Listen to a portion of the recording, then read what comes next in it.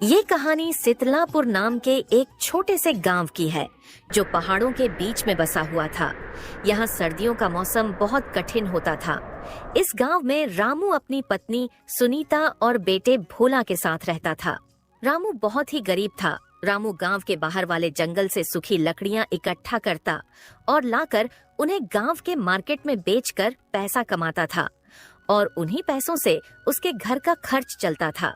रामू इतना गरीब था कि वो जितने पैसे उन लकड़ियों को बेचकर कमाता वो सारे तो उसके बेटे की पढ़ाई और घर में रोज लगने वाले साग सब्जी में ही खर्च हो जाते थे, जिस कारण वो कभी पैसे बचा नहीं पाता था। वैसे तो आम दिनों में रामू काफी कम लकड़ियां बेच पाता था। बस एक सर्दी का मौसम था जब वो लकड़ियां बेचकर थोड़े ज्यादा पैसे कमा पाता था।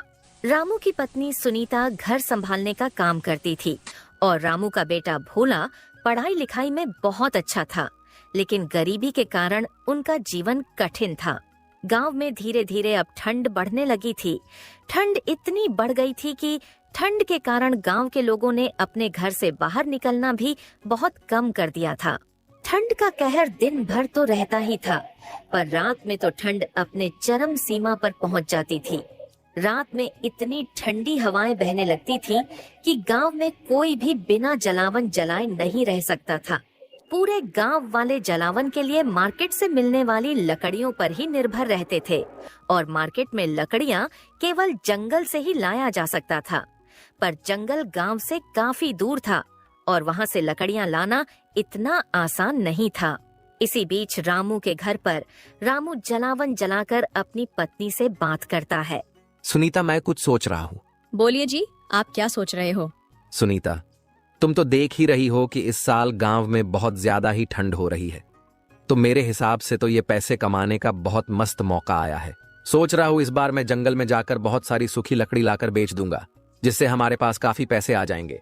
और ठंडी इतनी है कि मेरे हिसाब से सारी लकड़ियां हाथों हाथ बिक जाएंगी। और इस बार जो मैं पैसे कमाऊंगा उनमें से कुछ पैसे अपने भोला की आगे की पढ़ाई के लिए बचा लेंगे, ताकि हमें भविष्य में उसकी पढ़ाई के लिए पैसों की चिंता ना हो। पर इस बार ठंडी बाकी समय से कुछ ज्यादा ही है, तो आप इतनी ठंड में कैसे लकड़ियां लेने जाओगे? आपको कहीं ठंड लग गई तो पैसे कमाने की जगह आपकी तबीयत खराब हो जाएगी। नहीं सुनीता, मुझे कुछ नहीं होगा, तुम मेरी चिंता मत करो। यही अच्छा मौका है खूब सारे पैसे कमाने के लिए। क्या पता फिर ऐसा मौका मिले ना मिले। ठीक है, जैसा आपको सही लगे, पर अपना ख्याल रखना।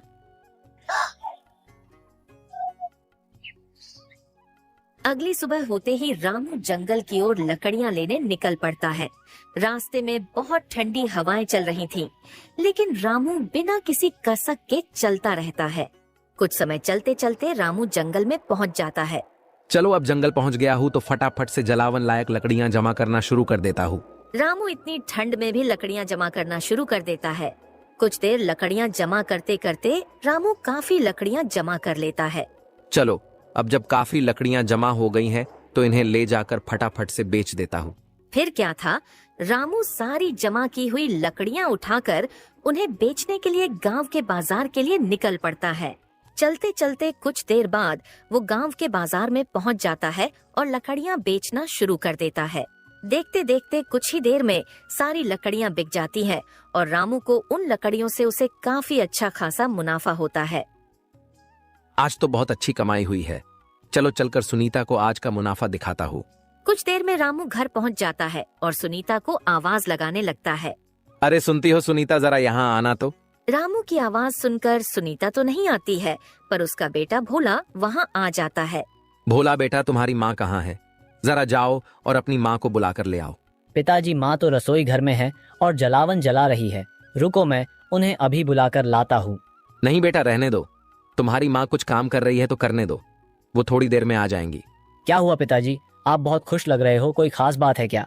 नहीं बेटा, ऐसी कोई खास बात तो नहीं है, बस आज लकड़ियां बेचकर बहुत मुनाफा हुआ है। क्या कहा पिताजी? मतलब आप इतनी ठंड में भी बाहर गए थे लकड़ियां बेचने, आपको ठंड नहीं लगी क्या? बेटा, ठंड तो बहुत लग रही थी, पर एक यही तो मौसम है जिसमें लकड़ियां बेचकर कुछ कमाई हो पाती है। नहीं तो बाकी दिनों में तो घर के राशन के पैसे जमा करना भी कभी कभी भारी पड़ जाता है। और इस बार तो मैंने सोच लिया है कि मैं और ज्यादा मेहनत करूंगा ताकि कुछ पैसे ज्यादा जमा कर लूं, ताकि तुम्हारे आगे की पढ़ाई के लिए हमें किसी से पैसे मांगने की नौबत ना आए। पर पिताजी, मेरे पढ़ाई के लिए आप इतनी ठंड में काम कर रहे हो, ये मुझसे देखा नहीं जा रहा है। कल से मैं भी आपके साथ चलूंगा जंगल लकड़ियां लेने। नहीं बेटा, तुम्हें मेरे साथ आने की जरूरत नहीं है। देखो बेटा, मैंने पढ़ाई लिखाई तो की नहीं है, इसीलिए मुझे ये काम करना पड़ रहा है, पर मैं ये नहीं चाहता कि मेरे ही तरह तुम्हें भी ये काम करना पड़े। इसलिए तुम खूब पढ़ो और बड़े अफसर बनो। यहाँ रामू और भोला आपस में बात कर रहे होते हैं, तभी वहाँ सुनीता आ जाती है। अरे आप आ गए, रुकिए मैं अभी जलावन की लकड़ियाँ लेकर आती हूँ। सुनीता रसोई घर की तरफ जलावन की लकड़ियाँ लेने चली जाती है। सुनीता जलावन की लकड़ियाँ लाकर उन्हें कमरे में जला देती है। दोनों पति पत्नी बिस्तर पर आराम से बैठकर बातें करने लगते हैं और भोला भी अपने कमरे में पढ़ाई करने चला जाता है। सुनीता, तुम मानोगी नहीं, ठंड के कारण आज मैं जो लकड़ियां बेचने बाजार गया था वो बस कुछ चंद मिनटों में ही बिक गई और उन्हें बेचकर मुझे बहुत मुनाफा हुआ है। ऐसे ही अगर मेरी लकड़ियां बिकी तो हमारे पास बहुत पैसे हो जाएंगे, जिससे साल भर के लिए मैं कोई नया धंधा भी कर सकूंगा। हाँ, आपका कहना सही है, पर अभी तो ठंड का मौसम शुरू हुआ ही है। इसमें इतनी ठंड पड़ रही है तो सोचिए आगे कितनी ठंड बढ़ जाएगी। सुनीता, अब मुझे कोई ठंड नहीं रोक सकती है।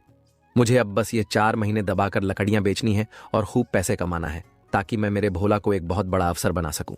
हाँ ठीक है, पर जरा अपने सेहत का भी ख्याल रखा कीजिए, कहीं ठंड लग गई तो लेने के देने पड़ जाएंगे। अगली सुबह रामू फिर लकड़ियाँ लेने जंगल की ओर चल पड़ता है। चलते चलते रामू गांव के बाहर पहुंच जाता है, पर आज उसे थोड़ा ज्यादा ठंड लग रही थी। बाप रे बाप, आज तो कल के मुकाबले कुछ ज्यादा ठंड लग रही है। चलो, अब गांव के बाहर तो आ गया हूँ, वापस घर तो नहीं जा सकता। आज जैसे तैसे लकड़ियां ले आता हूँ। कल से अपने साथ माचिस लेता चलूंगा, ताकि लकड़ियां इकट्ठा करते वक्त कुछ लकड़ियां पास में जला सकूं। रामू फिर से जंगल की तरफ चल पड़ता है। वह जंगल पहुंचकर फिर से लकड़ियां इकट्ठा करने लगता है। कुछ ही देर में वो फिर से काफी लकड़ियां जमा कर लेता है। चलो, आज के लिए बहुत लकड़ियां जमा कर ली हैं। अब जल्दी इन्हें बेचकर घर चलता हूँ, क्योंकि आज ठंड कुछ ज्यादा लग रही है। रामू फटाफट से बाजार पहुंचकर लकड़ियां बेचने लगता है। कल की तरह आज भी उसकी लकड़ियां बहुत जल्दी बिक जाती हैं, जिन्हें बेचकर वो अपने घर के लिए चल पड़ता है। कुछ दिनों तक ऐसा ही चलता रहता है। रामू जंगल से लकड़ियां लाकर उन्हें बाजार में बेचकर बहुत पैसे कमा रहा होता है। पर अब ठंड का मौसम अपने चरम सीमा पर पहुंचने लगा था। रात तो छोड़ो, दिन में भी कोहरा इतना हो जाता था कि दिन में भी लोगों ने घर से निकलना बंद कर दिया था। इसी बीच एक सुबह रामू लकड़ियां लेने जंगल के लिए निकलने वाला होता है, पर निकलने से पहले वो सुनीता को बताकर जाने की सोचता है। इस साल की ठंड अब अपने चरम सीमा पर पहुंच चुकी है। आज देखूंगा तो ज्यादा लकड़ियां जंगल से लाकर बेच दूंगा, ताकि 2-3 दिनों तक मुझे भी घर के बाहर ना निकलना पड़े। चलो, जाने से पहले सुनीता को बताकर जाता हूँ। ज्यादा लकड़ियां इकट्ठा करने में कहीं देर हो गई तो बेचारी मेरे लिए परेशान होगी। सुनीता, सुनती हो? जरा यहाँ आना तो। रामू की आवाज सुनकर सुनीता वहाँ आ जाती है। क्या हुआ जी, आपने मुझे बुलाया क्या? हाँ सुनीता, मैं लकड़ियां लेने जंगल जा रहा था, तो सोचा तुम्हें बोलता चलूं। क्या कहा? आप लकड़ियां लेने जंगल जा रहे हो, और वो भी ऐसे कड़कती ठंड में? कहीं आप अपना होश गवा बैठे हो क्या? एक बार घर के बाहर जाकर देखो, ठंड के वजह से कोई घर के बाहर नहीं निकल रहा है। लोगों की ठंड के कारण हालत खराब, तो वो लोग तो लकड़ियां लेने भी नहीं आते।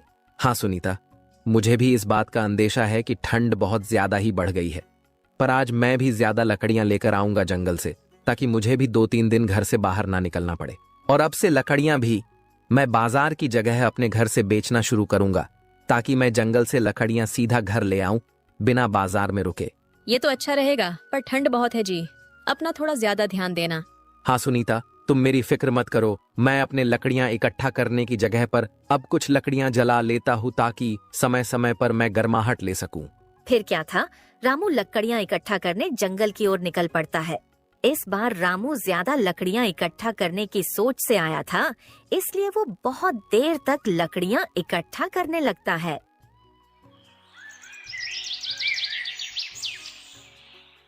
रामू को लकड़ियां जमा करते करते अब शाम हो चुकी थी और ठंड के साथ साथ तेज हवाएं बहना शुरू हो जाती है। तेज हवाओं के कारण रामू ने जो लकड़ियां जलाई थी वो बुझ जाती है। लकड़ियों को बुझता देख रामू परेशान हो जाता है। अरे अब ये हवाएं बढ़ती जा रही हैं और मेरी जलाई लकड़ियां भी बुझ गई हैं। मुझे जल्द से जल्द लकड़ियां लेकर घर के